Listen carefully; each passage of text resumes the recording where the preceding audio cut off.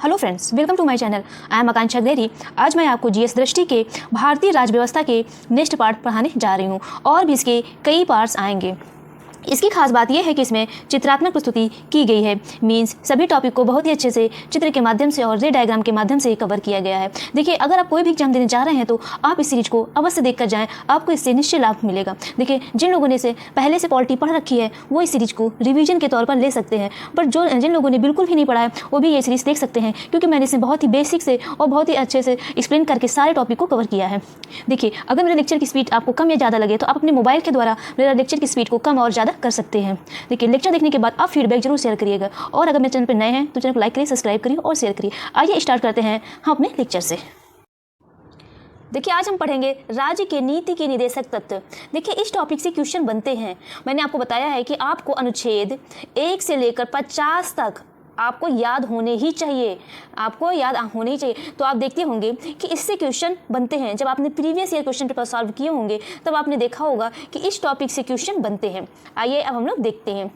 देखिए, जो हमारा इसको और भी क्या बोलते हैं, डीपीएसपी क्या बोलते हैं, डीपीएसपी भी बोलते हैं इंग्लिश में, ठीक है, याद रखिएगा। देखिए, इसका जो हमने संविधान में वर्णन किया गया है भाग 4 में वर्णन किया गया है। जो भाग 4 है किसके बारे में बताता है, डीपीएसपी के बारे में बताता है। और अगर हम बात करें अनुच्छेद की तो अनुच्छेद कहाँ से, अनुच्छेद 36 से 51 तक क्या है, राज्य के नीति के निदेशक तत्वों की क्या करता है, व्याख्या करता है। देखिए, आपसे क्वेश्चन पूछ लिया जाता है कि डीपीएसपी किस भाग में है, क्वेश्चन बन जाते तो आप क्या बताएंगे कि भाग 4 में है।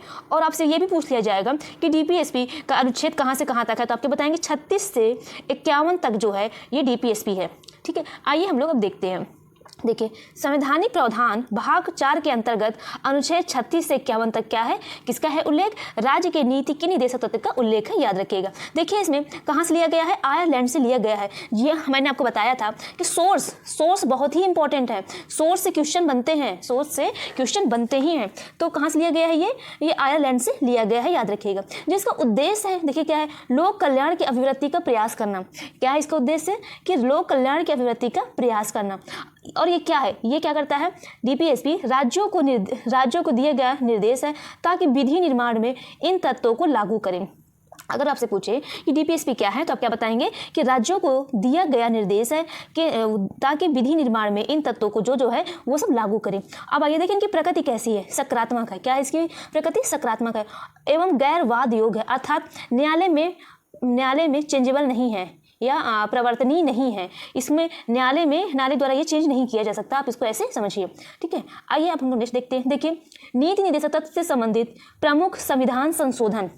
देखिए, जब कौन सा संशोधन हुआ था, 42 संविधान संशोधन अधिनियम 1976 या 1973 जब हुआ था, तब इसमें हमने तीन अनुच्छेद हमारे ऐड किए गए थे। आइए हम लोग देखते हैं। एक अनुच्छेद क्या है, 39A या का बोलिए, इसमें क्या किया गया है, समान न्याय एवं निःशुल्क विधिक सहायता है, यानी कि सभी को जो न्याय है वो समान मिल पाए और निःशुल्क विधिक सहायता मिल पाए। और इसमें क्या ऐड किया गया है, अनुच्छेद 43 का भी ऐड किया गया है। ये क्या डिफाइन करता है, ये उद्योगों के प्रबंध में कर्मकारों का भाग लेना। उद्योगों के प्रबंध में जो भी उद्योग हो रहा है उसमें कर्मकारों यानी जो काम करते हैं वो भी क्या करेंगे, प्रबंधन में भाग लेंगे।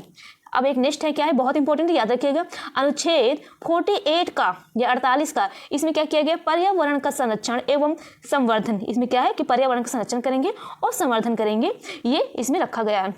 देखिए, क्या होता है कि जब संविधान में संशोधन करते हैं तो इसमें हमें जो चीज़ इंपॉर्टेंट लगती है उसको उसी के लिए संशोधन किया जाता है, आप लोग याद रखिएगा। तो देखिए, इसमें क्या क्या हमने ऐड किया है, 39 का, 43 का और 48 का। आप देखिए 2 से 3 बार इसको पढ़ेंगे ना तो आपको याद हो जाएगा। देखिए, 48 में क्या कहा गया, 48A में क्या कहा गया या का में क्या कहा गया है, पर्यावरण का संरक्षण एवं संवर्धन करना। और 43 का में क्या कहा गया है, उद्योगों के प्रबंध में कर्मकारों का भाग लेना, यानी कि जो भी है उद्योग के प्रबंधन में किसका कौन भाग लेता है, जो काम करता है, यानी कर्मकारों का भाग लेना। अब ये देखिए 39 का में क्या था, समान न्याय एवं निःशुल्क विधिक सहायता, समान न्याय एवं निःशुल्क विधिक सहायता करना, आप लोग ध्यान में रखिए। अब देखिए नेक्स्ट, देखिए 86वां संविधान संशोधन अधिनियम 2002। देखिए, जब मैं आपको मूल अधिकार पढ़ा रही थी तो मैंने आपको बताया था कि कौन सा एक आया था हमारा, किसके लिए, शिक्षा के लिए आया था। एक हमारा क्या आया था, जब हम मूल अधिकार पढ़ रहे थे तो 86वां संविधान संशोधन 2002 आया था, जो कि उसमें क्या कहा गया था कि बालक यानी कि 6 से 14 वर्ष के बालक को अनिवार्य शिक्षा निःशुल्क देनी है, ये कहाँ कहा गया था? ये मूल अधिकार में कहा गया था। आप लोग याद रखिएगा, क्वेश्चन बनते हैं। अब आइए यहाँ पे, अब डीपीएसपी में कहाँ किया गया था? तो डीपीएसपी की अगर हम बात करें तो अनुच्छेद 45 क्या कहता है? राज्य 6 वर्ष से कम आयु के बालकों के लिए प्रारंभिक बाल्यावस्था देखरेख और शिक्षा का प्रबंध करेगा। देखिए, हमारे मूल संविधान में तो 6 से 14 वर्ष तक के बालकों के लिए निःशुल्क शिक्षा का प्रावधान कर दिया गया था, लेकिन वही डीपीएसपी की अगर हम बात करें तो 6 वर्ष से कम उम्र के बच्चे के लिए, नहीं 0 से 6 वर्ष के बच्चों के लिए क्या कहा गया था कि इसमें प्रारंभिक बाल्यावस्था की देखरेख करें और शिक्षा का प्रबंध करें। ये क्या करें? ये हमारा ये डीपीएसपी के अंतर्गत आता है। देखिए, ये क्वेश्चन बनते हैं, इसीलिए मैं आपको ज़्यादा जोर देकर बोल रही हूँ कि आप इसको ध्यान में रखिएगा। अब नेक्स्ट देखिए, एक और आया था संविधान संशोधन अधिनियम 97, संविधान संशोधन अधिनियम 2011 में आया था। ये क्या है? 43 खा आप जानते हैं, उद्योगों के प्रबंध में कर्मकारों का भाग लेना। और 43 खा में क्या है? सहकारी सोसाइटी के संवर्धन का प्रावधान करना। क्या है? जो कोऑपरेटिव सोसाइटी के जो संवर्धन है और उसका प्रावधान करना। ये कई बार क्वेश्चन पूछा है, तो आप लोग इसको ध्यान रखिएगा कि 43 का खा क्या है? सहकारी सोसाइटियों के संवर्धन का प्रावधान करना। आप बस इतना ध्यान रखिए कि सहकारी या कोऑपरेटिव सोसाइटी से ये रिलेटेड है। आप लोग इसको ऐसे ध्यान रखिएगा, यानी कि सहकारी सोसाइटियों से संबंधित कौन सा अनुच्छेद है, तो आप क्या बताएंगे? 43 का खा है। ठीक है, याद रखिएगा। अब नेक्स्ट आइए, क्या है? देखिए नेक्स्ट अनुच्छेद 36 से 51 की अगर हम बात करें, देखिए 36 में क्या कहा गया है? आइए हम लोग देखते हैं 36 में क्या कहा गया है। इसमें स्टेट या राज्य की परिभाषा दी गई है। हाँ, देखिए जो डीपीएसपी है, देख सकिए, समझिए, जो डीपीएसपी है इसमें जो हमारा क्या है, कहाँ तक का आर्टिकल है? तो आर्टिकल की बात करें तो 36 से 51 तक इसका है, डीपीएसपी के अंतर्गत आता है। तो वही हम 36 क्या कहते हैं? 36 में क्या मेंशन किया गया है? राज्य की परिभाषा मेंशन किया गया है, याद रखिएगा। अब अगर बात करें हम 37 की, अनुच्छेद 37 की अगर बात करें तो इस भाग में अंतर्विष्ट तत्वों का लागू होना एक क्या है? एक गैर वाद योग। क्या है? एक गैर वाद योग और एक न्यायालय द्वारा लागू नहीं है। देखिए वहाँ पे फंडामेंटल राइट यानी मूल अधिकार तो हम न्यायालय द्वारा लागू किया जा सकता था, लेकिन जो डीपीएसपी है ये न्यायालय द्वारा लागू नहीं किया जा सकता। आप लोग ये भी ध्यान रखिएगा, एक दोनों में अंतर भी है। अब देखिए अनुच्छेद 38 की अगर हम बात करें तो इसमें देखिए क्या है? राज्य लोक कल्याण की अभिवृद्धि के लिए सामाजिक व्यवस्था बनाए गए, यानी कि जो राज्य है, स्टेट है, लोक कल्याण की में वृद्धि हो उसके लिए क्या करेगा? सामाजिक व्यवस्था बनाएगा। आप लोग ध्यान रखिएगा। देखिए क्या है, थोड़ा सा जो पहली बार देख रहे होंगे या पहली बार पढ़ रहे होंगे तो थोड़ा सा उनको याद रखने में कठिनाई होगी, लेकिन कोई नहीं, आप 2 से 3 बार आप रिवाइज कर लेंगे ना, तो मैं कह रही हूँ आपको आपके माइंड में आसानी से आ जाएगा। ओके, याद रखिएगा। अब आइए हम लोग देखते हैं, यहाँ पे 38 तक हो गया था। अब अगर हम बात करें 39 की बात करें, देखिए मैं आपको एक बार और रिवाइज करा दे रही हूँ। 36 में क्या कहा गया है? राज्य की परिभाषा कहा गया है। 37 में हमारा 2 लागू है, 2 तत्व को लागू होना बताया है। एक है गैर वाद योग्य, एक न्यायालय द्वारा लागू नहीं है, ये वाला बताया गया, याद रखिएगा। और 38 में क्या कहा गया है कि राज्य लोक कल्याण की अभिवृद्धि के लिए सामाजिक व्यवस्था बनाएगा। अब आइए नेक्स्ट हम देखते हैं 39। देखिए 39 में क्या कहा गया? आइए हम लोग देखते हैं, राज्य द्वारा अनुसरणीय कुछ नीति तत्व हैं, आइए हम लोग देखते हैं। देखिए इसमें क्या कहा गया है? पुरुष और स्त्री सभी नागरिकों को समान रूप से जीविका के पर्याप्त साधन प्राप्त करने का अधिकार है। देखिए चाहे वो पुरुष हो चाहे वो स्त्री हो, सभी नागरिकों को समान रूप से, देखिए जहाँ पे मैं आपको ज़्यादा जोर दे रही हूँ, आप ध्यान में रखिएगा, आपसे एग्जाम में ऐसे ही क्वेश्चन गलत करवाएंगे। ठीक है, तो क्या करेंगे? चाहे पुरुष हो चाहे स्त्री हो, सभी नागरिकों को समान रूप से जीविका के पर्याप्त साधन प्राप्त करने का अधिकार है, चाहे पुरुष हो चाहे वो स्त्री हो।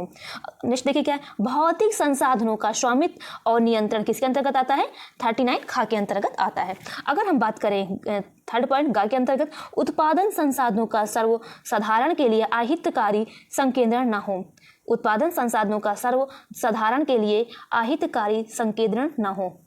नेक्स्ट देखिए, पुरुषों और स्त्रियों दोनों को समान कार्य के लिए समान वेतन दे। याद रखिएगा, ये कई बार पूछा है, किस अनुच्छेद में कहा गया है? तो 39 इन खा में कहा गया है। आप ध्यान रखिएगा क्या कहा गया? चाहे पुरुष हो चाहे स्त्री हो, अगर वो कार्य कर रहे हैं एक ही जैसे, तो दोनों की सैलरी या दोनों को पैसा बराबर दिया जाना चाहिए। आप तो ध्यान में रखिएगा। नेक्स्ट देखिए, कर्मकारों के स्वस्थ और शक्ति का तथा बालकों की सुकुमार अवस्था का दुरुपयोग न हो। आप लोग याद रखिएगा, यानी कर्मकारों जो काम कर रहे हैं उनके स्वस्थ, उनके हेल्थ से रिलेटेड और शक्ति का तथा बालकों की सुकुमार अवस्था यानी कि जो छोटे बालक हैं उनकी जो अवस्था है उनका दुरुपयोग न किया जाए किसी भी ये प्रकार से, इसमें ये कहा गया है। नेक्स्ट देखिए, बालकों को स्वतंत्र और गरिमामय वातावरण में स्वस्थ विकास के अवसर और सुविधाएं दी जाएं और अल्पवय व्यक्तियों की शोषण से तथा नैतिक और आर्थिक परित्याग से रक्षा किया जाए। देखिए आप ध्यान रखिए, इसमें बालकों को बहुत जोर दिया गया है। एक तो स्त्री को दिया गया है कि स्त्री पुरुष से कम नहीं है, यानी कि स्त्री और पुरुष समान है, ठीक है, समान प्राप्त जितना भी संसाधन है, साधन पर्याप्त जीविका के जो पर्याप्त साधन है दोनों को समान मिलना चाहिए और दोनों को समान वेतन मिलना चाहिए। और बालकों के बारे में भी बोला गया है और इसमें कहा गया है कि बालों को स्वतंत्र और गरिमामय वातावरण में उनको क्या रखा जाए, उनको हेल्थ के अवसर और सुविधाएं दी जाएँ, ठीक है, अल्पवय व्यक्तियों की शोषण से तथा यानी और नैतिक और आर्थिक परित्याग से उनकी रक्षा किया जाए। ये सब बालकों के लिए है। अब आइए नेक्स्ट देखते हैं, हमने क्या देखा था 39। देखिए 40 कई बार क्वेश्चन पूछा है कि अनुच्छेद 40 में क्या है, ग्राम पंचायतों का संगठन। आपसे क्वेश्चन ये भी पूछ लिया जाएगा कि ग्राम पंचायतों का जो संगठन है किस अनुच्छेद के अंतर्गत आता है, तो आप क्या बताएंगे, ये अनुच्छेद 40 के अंतर्गत आता है। और अगर आपसे ये भी पूछा जाए कि ग्राम पंचायतों का जो संगठन है किस भाग में आता है, तो आप क्या बताएंगे, भाग 4 में आते हैं। वो किसके अंतर्गत, डीपीएसपी के अंतर्गत आते हैं।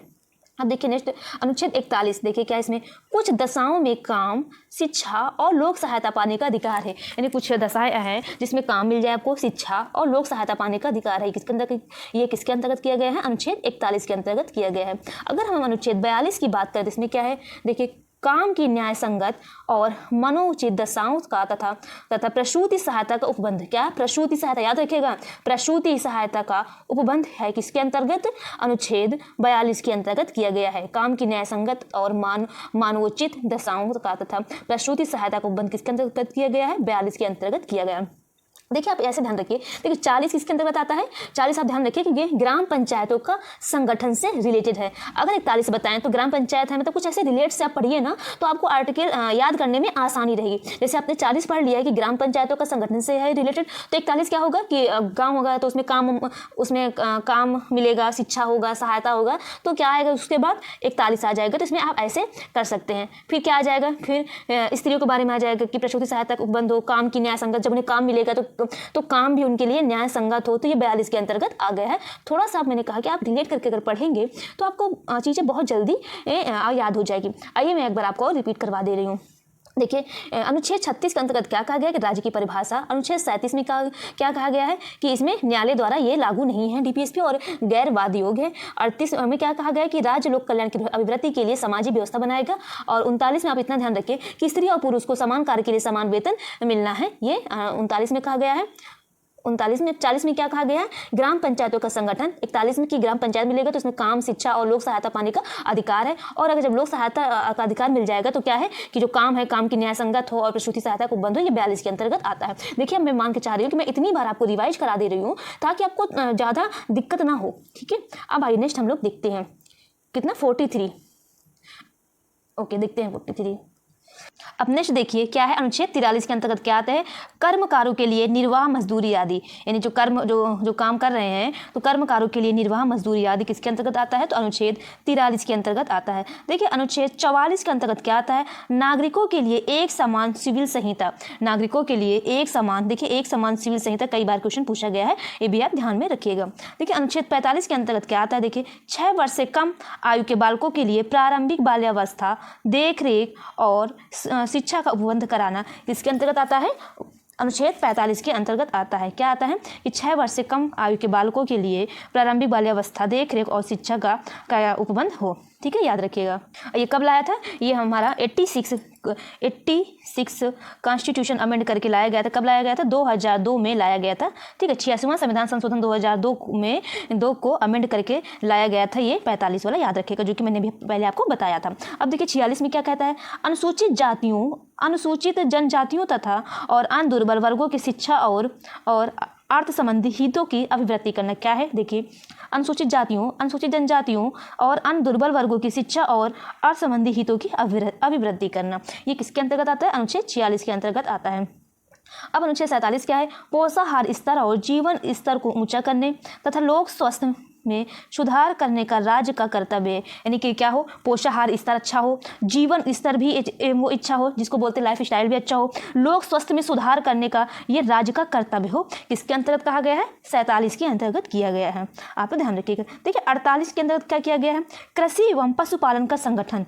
क्या है, कृषि एवं पशुपालन का संगठन है, ये 48 के अंतर्गत किया है।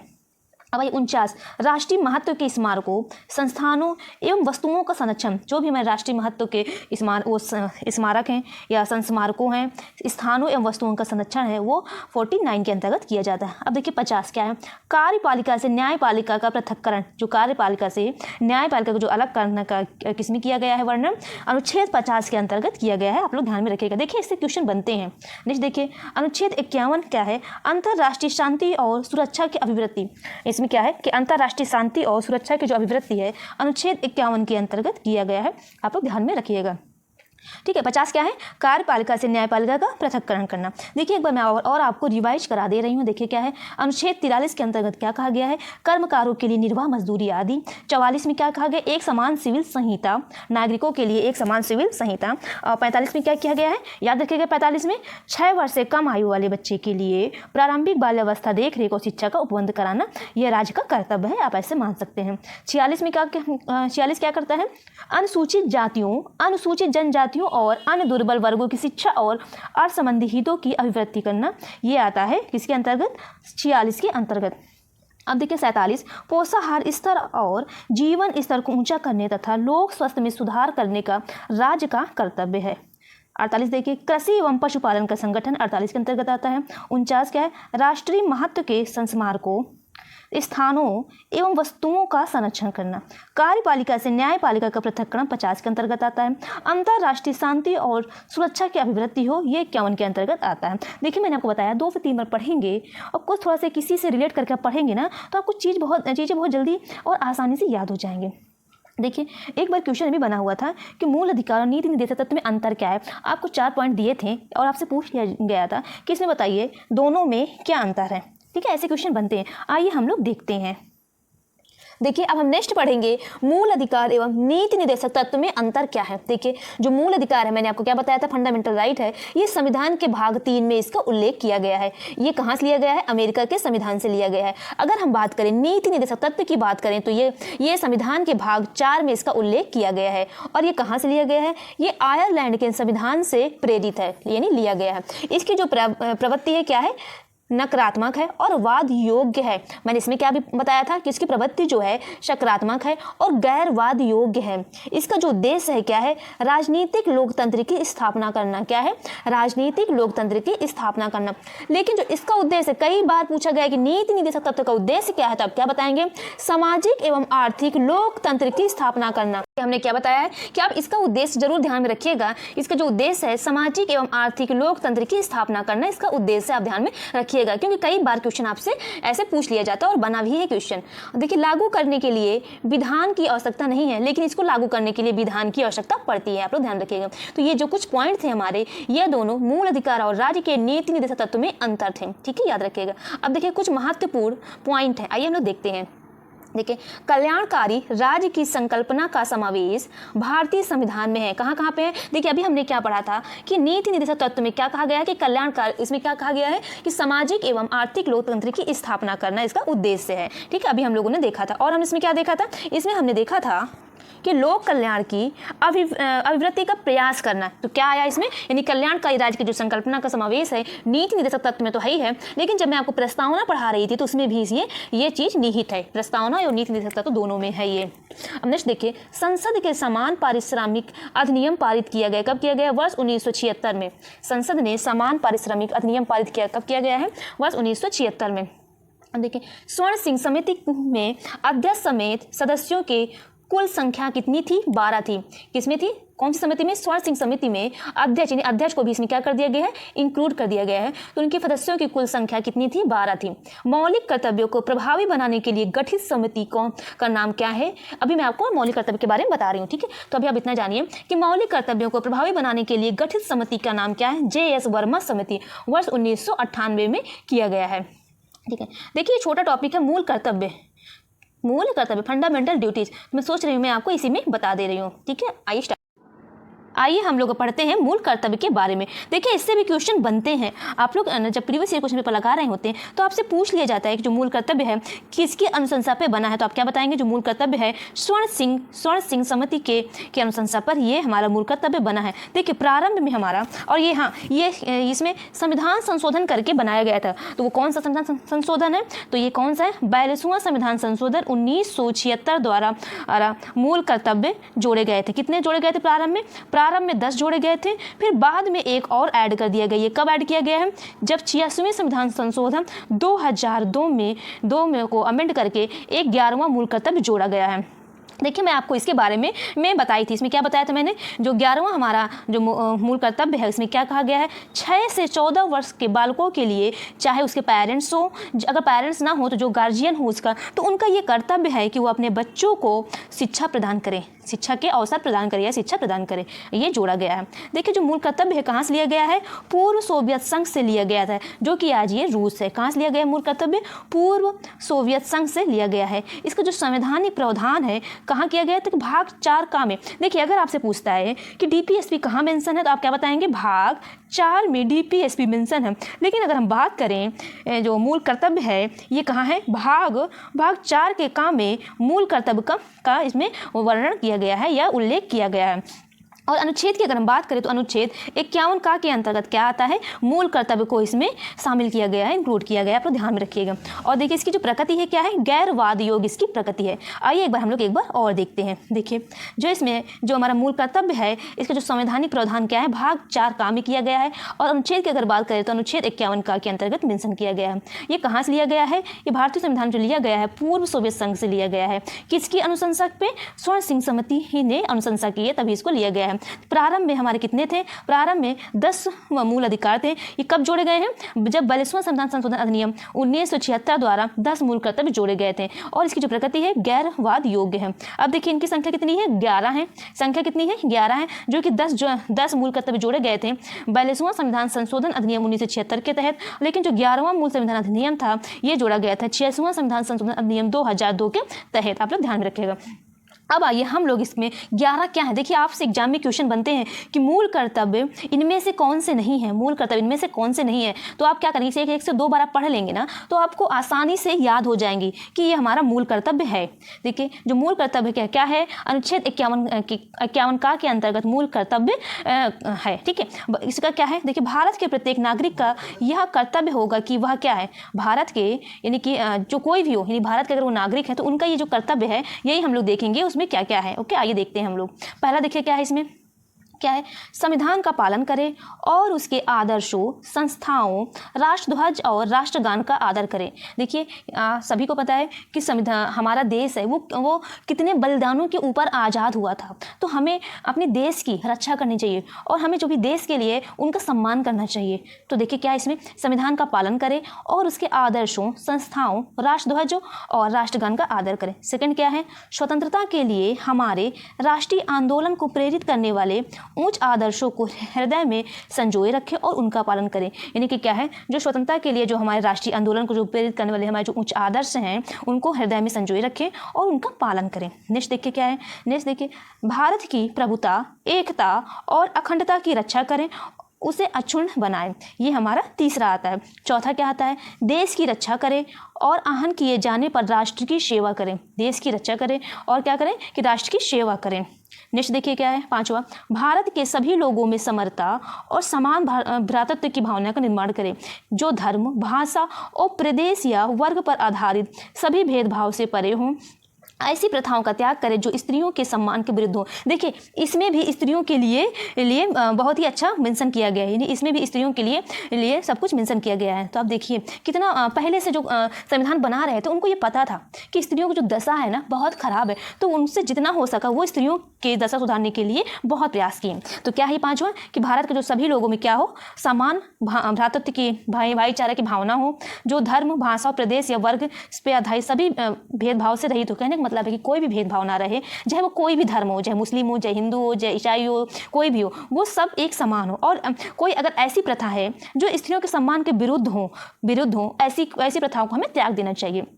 अब आइए नेक्स्ट हमारा क्या है, छठा है, हमारी सामासिक संस्कृति की गौरवशाली परंपरा का महत्व समझें और उनका परिरक्षण करें। हमारी सामासिक संस्कृति जो हमारी संस्कृति है, उनकी जो गौरवशाली जो परंपरा है, उनका महत्व समझें और उनका परिरक्षण करें, यानी उनको बनाए रखें। नेक्स्ट देखिए क्या है, प्राकृतिक पर्यावरण की जिसके अंतर्गत वन, झील, नदी और वन्य जीव हैं, उसकी रक्षा करें और उसका संवर्धन करें तथा प्राणी मात्र के प्रति दया भाव रखें। क्या है, प्राकृतिक पर्यावरण जिसमें क्या आते हैं, वन, झील, नदी तथा वन जीव है, उनकी रक्षा करें और उनके संवर्धन करें। नेक्स्ट देखिए क्या है, वैज्ञानिक दृष्टिकोण, मानववाद और ज्ञानार्जन तथा सुधार की भावना का विकास करें। क्या करें, वैज्ञानिक दृष्टिकोण, मानववाद और ज्ञानार्जन तथा उसमें सुधार की भावना करें और उनका विकास करें। नेक्स्ट देखिए क्या है, सार्वजनिक संपत्ति को सुरक्षा करें, सार्वजनिक संपत्ति को सुरक्षित रखें और हिंसा से दूर रखें। यानी कि अगर आप सार्वजनिक संपत्ति कुछ भी है, जैसे बस स्टॉप हो गया, कुछ भी है, तो और कुछ भी है, आप कुछ भी समझ सकते हैं जो आप यूज कर सकते हैं, जो भी आप अगर ट्रेवलिंग के लिए आप बस यूज करते हैं सरकारी, तो वो भी हमारा क्या आ जाता है, सार्वजनिक संपत्ति, यानी कि उसको कई लोग यूज कर सकें। तो जो भी संपत्ति है उसकी रक्षा करें और हिंसा से दूर रखें। नेक्स्ट देखिए क्या है, व्यक्तिगत और सामूहिक गतिविधियों के सभी क्षेत्रों में उत्कर्ष की ओर बढ़ने का सतत प्रयास करें, जिससे राष्ट्र निरंतर बढ़ते हुए प्रयत्न और उपलब्धि की नई ऊंचाइयों को छू ले। क्या है, जो चाहे व्यक्तिगत हो चाहे सामूहिक गतिविधियों की जो सभी क्षेत्र में उत्कर्ष की ओर बढ़ने का, यानी कि सभी क्षेत्रों में बढ़ने का प्रयास करें, जिसमें जो राष्ट्र में निरंतर बढ़ते हुए प्रयत्न और उपलब्धियों की नई ऊंचाइयां ले लेने की राष्ट्र के विकास की ये बात इसमें कही जा रही है। नेक्स्ट देखिए क्या है, लास्ट, यदि माता पिता या संरक्षक हैं तो 6 वर्ष से 14 वर्ष तक की आयु वाले अपने यथास्थिति बालक या प्रतिपाल के लिए शिक्षा का अवसर प्रदान करें। ये कब किया गया है, 86वें संविधान संशोधन अधिनियम 2002 के तहत जोड़ा गया है। तो ध्यान रखिए इसमें क्या कहा गया है कि 6 से 14 वर्ष तक के बालकों के लिए चाहे उसके पेरेंट्स हो, चाहे जो अगर पेरेंट्स नहीं है तो जो गार्जियन बना है, तो उनका ये कर्तव्य है कि वो बच्चों को शिक्षा के अवसर प्रदान करें। देखिए ये रहे हमारे मूल कर्तव्य 11। देखिए इसके जो PDF है इस पेज की, पूरा तो मैं आपको नहीं शेयर कर पाऊंगी, लेकिन जो मुझे इंपॉर्टेंट पॉइंट लगता है मैं अपने टेलीग्राम चैनल में शेयर कर देती हूँ। लेकिन हाँ, ये मैं आपको शेयर कर दूंगी, तो आप 2 से 3 बार आप रीड कर लेंगे ना, तो आपको बस पता चल जाएगा। वहाँ आप जब ऑप्शन देखेंगे ना, एलिमिनेट कर लेंगे कि ये हमारा मूल कर्तव्य नहीं है। ओके फ्रेंड्स, आज के लिए इतना ही करते हैं। मेरा लेक्चर कैसा लगा, फीडबैक जरूर शेयर करिएगा। Okay friends, thank you.